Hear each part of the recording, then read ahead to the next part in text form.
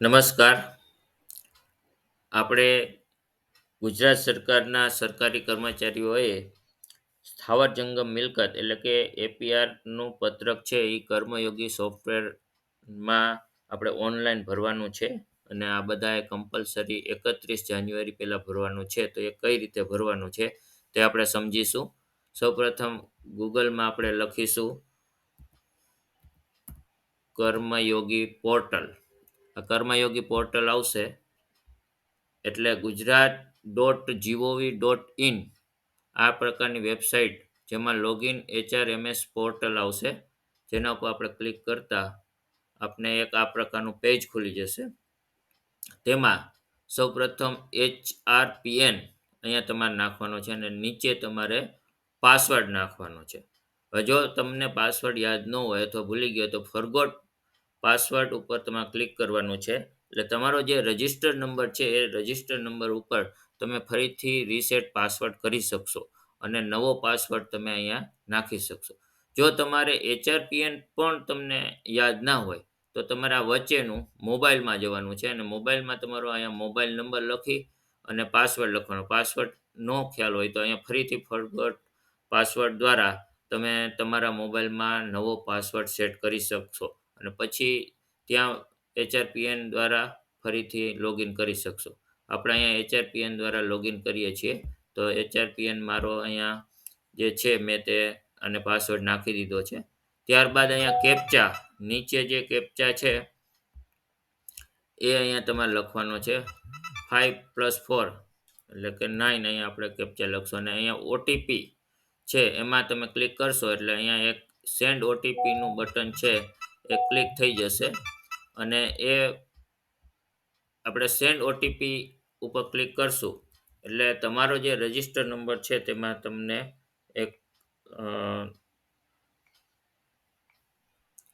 OTP આવશે.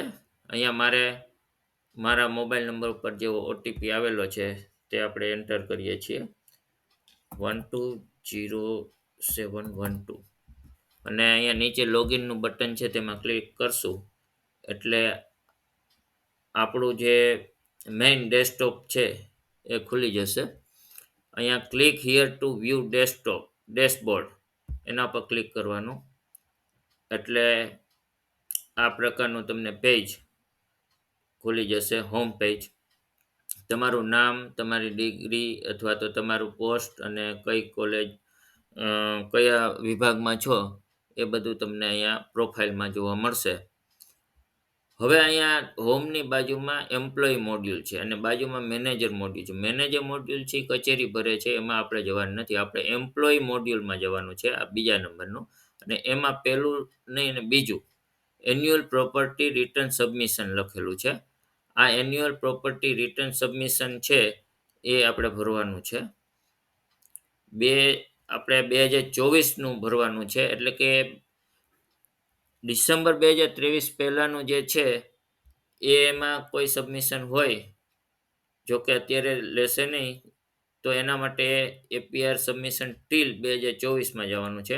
પણ આપણે જાન્યુઆરી 2024થી ડિસેમ્બર 2024નું અત્યારે એન્યુઅલ પ્રોપર્ટી રિટર્ન સબમિશન કરવાનું છે. એટલે આ બાજુનું એડ એન્યુઅલ પ્રોપર્ટી રિટર્ન સબમિશનમાં જવાનું છે. ખાસ યાદ રાખો કે એપીઆર સબમિશન યર છે એ અહીંયા તમારે ચેન્જ કરવાનું છે, 2024 કરવાનું છે. કારણ કે આપણે જાન્યુઆરી 24થી ડિસેમ્બર 24નું અત્યારે ભરવાનો પરિપત્ર આવેલો છે. હવે ઇમૂવેબલ ને મૂવેબલની આપણે પછી વાત કરશું. પહેલાં અત્યારે આપણે એડ મેન્યુઅલ પ્રોપર્ટી રિટર્નમાં આપણે ક્લિક કરવાનું છે અને એ કરવાથી આપને આ પ્રકારનું એક પેજ ખુલી જશે. હવે એમાં નીચે તમે જશો એટલે અહીંયા એક ન્યૂ પ્રોપર્ટી એક્વિઝિશન અને એડ એક્ઝિસ્ટિંગ પ્રોપર્ટી હશે.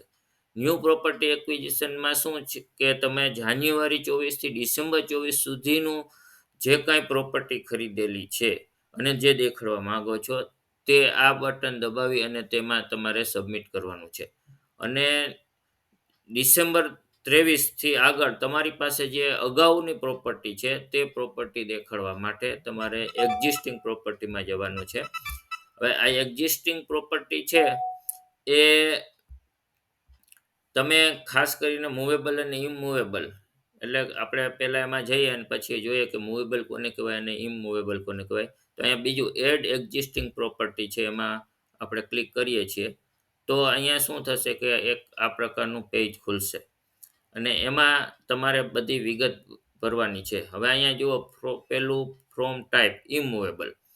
ઇમૂવેબલ પ્રોપર્ટી કોને કહેવાય તો કે તમારું ઘર, મકાન હોય, ફ્લેટ હોય, એપાર્ટમેન્ટ અથવા તો પ્લોટ હોય અથવા તો ખેતર હોય તો એ ઇમૂવેબલમાં આવશે. અને મૂવેબલ એટલે કે કાર છે કે બાઇક છે અથવા તો ગોલ્ડ જ્વેલરી, એ બધું મૂવેબલ પ્રોપર્ટી ગણાશે.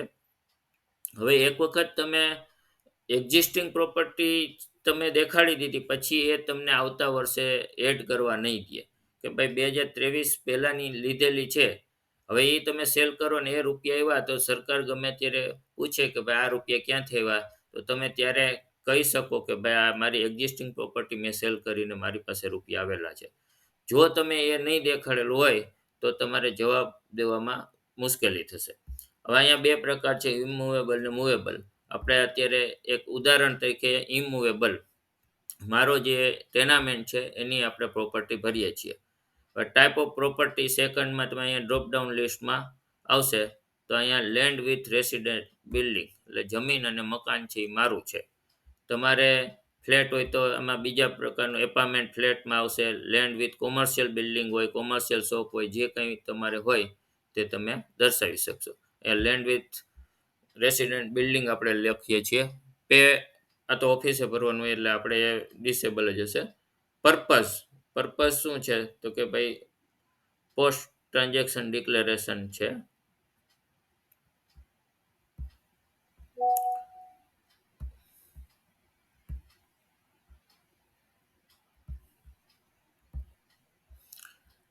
એકચ્યુઅલ ઓર પ્રપોઝ એક્વિઝિશન ડેટ.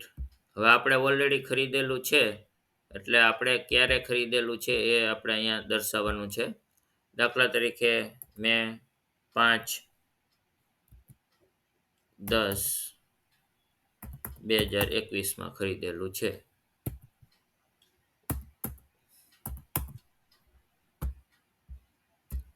આ રીતે અહીંયા તારીખ લખી અને પછી આપણે અહીંયા ક્લિક કરીશું. હવે mode of acquisition, select mode of acquisition. Purchase કર્યું છે, લીઝથી લીધું છે, મોર્ગેજથી લીધું છે, એ બધા ઓપ્શન છે. તો મેં ખરીદેલું છે એટલે હું લખીશ purchase. Description of the property area. હવે કેટલો એરિયા છે તો ધારો કે મારું મકાન 69.77 સ્ક્વેર મીટર છે તો આપણે અહીંયા લખી નાખશું કે 69.7 square metre. Whether freehold or lease ઉપર હોય અથવા તો પોતાનું, તો પોતાનું જ છે એટલે આપણે અહીંયા ફ્રી હોલ્ડ લખશું. Applicant's interest property in full or part. હવે અહીંયા ખાસ જોવાનું કે તમારો જે દસ્તાવેજ છે તે તમારે એકના નામનો છે કે કોઈની સાથે જોઈન્ટમાં છે. જો એકલાનું હોય તો ફૂલ લખવાનું છે. જો તમારી પત્ની કે કોઈ પુત્ર કે કોઈ પાર્ટનર હોય તો એમાં પાર્ટ લખવાનું છે. અહીંયા મારા એકલાના નામથી મેં ફૂલ લખેલું છે. હવે આપણે એમાં નીચે જશું તો અહીંયા નીચે લખ્યું છે ફૂલ પ્રોપર્ટી એડ્રેસ. અહીંયા એડ્રેસ લખવાનું છે. દાખલા તરીકે મારી પ્રોપર્ટીનું એડ્રેસ હું અહીંયા લખું છું કે જમુના પાર્કમાં આ છે. ક્યાં છે એડ્રેસ તો કે બિહાઇન્ડ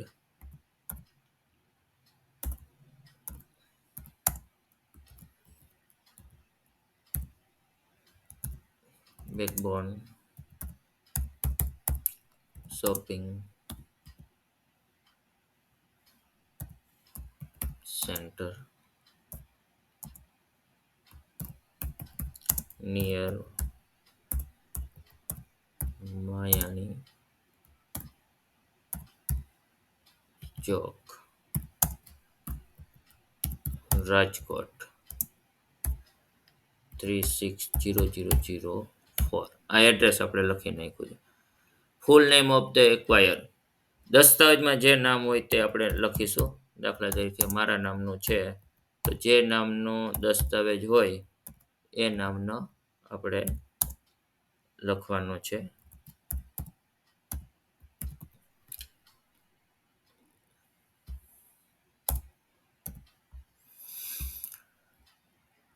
રિલેશન વિથ એમ્પ્લોય મારા પોતાનો જ છે એટલે હું લખીશ સેલ્ફ. જો તમે અથવા તો તમારા પત્ની સાથે તમારો જોઈન્ટમાં દસ્તાવેજ હોય તો સેલ્ફ એન્ડ સ્પાઉસ એ રીતે તમારે અહીંયા લખવાનું છે. હવે મારો એકલાના છે તો હું અહીંયા લખીશ કે આખું જે પ્રોપર્ટી છે એ 100% મારી છે. તમારી અને તમારા પત્ની અથવા તો કોઈ પાર્ટનર સાથે હોય તો બે નામ હોય તો 50-50% હોય અથવા તો કોઈ પણ પ્રકારનું હશે એ બે પ્રકારના જે જેટલી ટકાવારી હોય એટલી અહીંયા દર્શાવવાની છે. એન્યુઅલ ઇન્કમ ફ્રોમ પ્રોપર્ટી આપણે એમાંથી કાંઈ રૂપિયા મળે છે પ્રોપર્ટીમાંથી તો કંઈ મળતા નથી. પરચેસ પ્રાઇસ જે દસ્તાવેજમાં પ્રાઇસ લખેલી હોય એ આપણે અહીંયા દર્શાવવાની છે. તો અહીંયા ધારો કે મારા દસ્તાવેજમાં આટલી પ્રાઇસ લખેલી છે તો એ આપણે દર્શાવી. સોર્સ ઓફ ફાઇનાન્સ હવે અહીંયા લખ્યું છે પર્સનલ સેવિંગ. અધર સોર્સ એની બાજુમાં છે જો તમે બેંકમાંથી લોન લીધી હોય તો અહીંયા તમારે દર્શાવવું પડશે બેંક લોન. મારે બેંક લોન નથી એટલે મેં પર્સનલ સેવિંગમાંથી પરચેસ કરેલું છે. Person from whom property was acquired જેની પાસેથી દસ્તાવેજમાં લખેલું છે તમે કોની પાસેથી લીધું છે. ધારો કે મેં મારા મધર પાસેથી લીધેલું છે તો વનિતાબેન લાલજીભાઈ મુંગરા અને ફૂલ એડ્રેસ તો અહીંયા જે એડ્રેસ છે એને હું કોપી કરી લઉં છું. બાકી દસ્તાવેજમાં જે એડ્રેસ હશે તે તમારે અહીંયા નાખી દેવાનું છે દસ્તાવેજમાં જે સેલર છે તેનું. અને રિલેશન ધારો કે મારે મારા મધર જ છે તો હું અહીંયા લખીશ રિલેશનમાં મધર. હવે અહીંયા તમારે લખવાનું છે whether the person shown about relation with the employee is her official capacity એમાં તમારે કંઈ દર્શાવવાનું નથી. Person through whom the transaction done, how to transact against, whether through કોઈ એજન્સી દ્વારા લીધું છે કે કોઈ ફ્રેન્ડ દ્વારા લીધું છે તો એ કંઈ તમારે ડાયરેક્ટ લીધું એટલે એ પણ અહીંયા તમારે દર્શાવવાની કંઈ જરૂર નથી. જો અહીંયા ગવર્મેન્ટે આપ્યું હોય કોઈએ ગિફ્ટ આપ્યું હોય તો આ ત્રીજામાં તમારે મને કોઈએ ફ્રેન્ડ કે ગિફ્ટમાં કે ગવર્મેન્ટે આપ્યું નથી એટલે આપણે અહીંયા પણ ન લખીએ છીએ.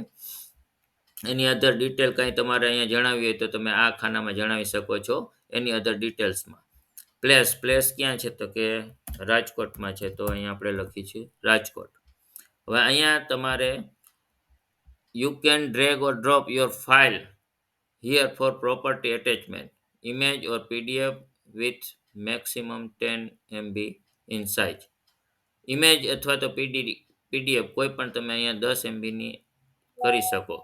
એટલે તમારે અહીંયા આના ઉપર ક્લિક કરશો એટલે તમારે એક પીડીએફ ફાઇલ અથવા તો ઇમેજ તૈયાર રાખવી પડશે. મેં આ રીતે બે ઇમેજ તૈયાર રાખેલી છે અને એને આપણે અહીંયા ઓપન કરીશું એટલે એ અહીંયા તમારે ડ્રેગ એન્ડ ડ્રોપ પણ કરી અને તમે મૂકી શકો છો. હવે અહીંયા કોમેન્ટ આવશે નીચે ન્યૂ કોમેન્ટ્સ એમાં તમારે લખવાનું છે પ્લીઝ એપ્રુવ માય APR. તમે ઓથોરિટીને રિક્વેસ્ટ કરો છો કે ભાઈ મારું APR છે એ તમે એપ્રુવ કરો. પ્રીવિયસ કોમેન્ટ કંઈ છે નહીં. હવે નીચે તમે જશો એટલે અહીંયા જો સબમિશનનું એકદમ રાઈટ હેન્ડ સાઈડમાં સબમિશનનું એક બટન છે એમાં ક્લિક કરશો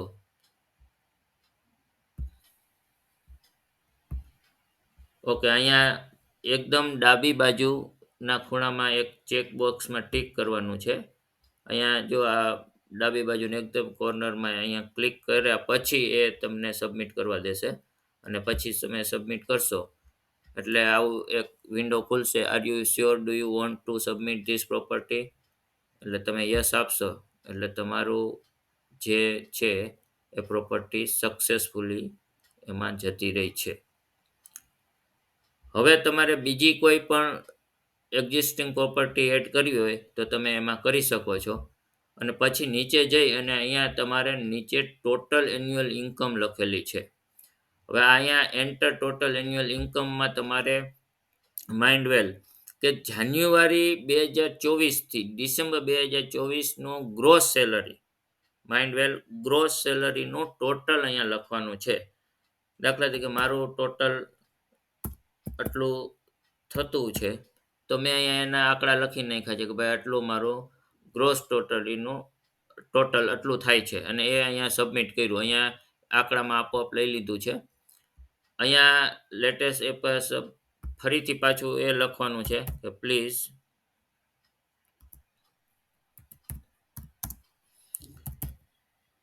approve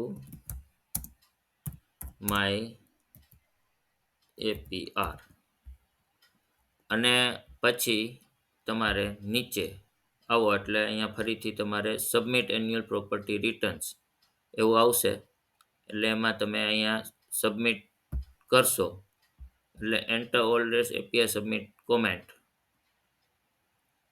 okay, latest submit comment તો ઓલરેડી લખેલી છે જ, અને અહીંયા સબમિટ કરશો એટલે તમારે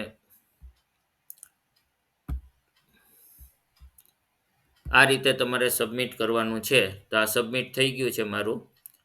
તો આવી રીતે ભરી અને સબમિટ કરી અને આપણે કર્મયોગી પોર્ટલ ઉપર ગુજરાત સરકારની જે ફરજિયાત જે એમ્પ્લોય છે તેમણે પોતાનું એપીઆર રજૂ કરવાનું છે તે આ રીતે કરી શકાય. આભાર.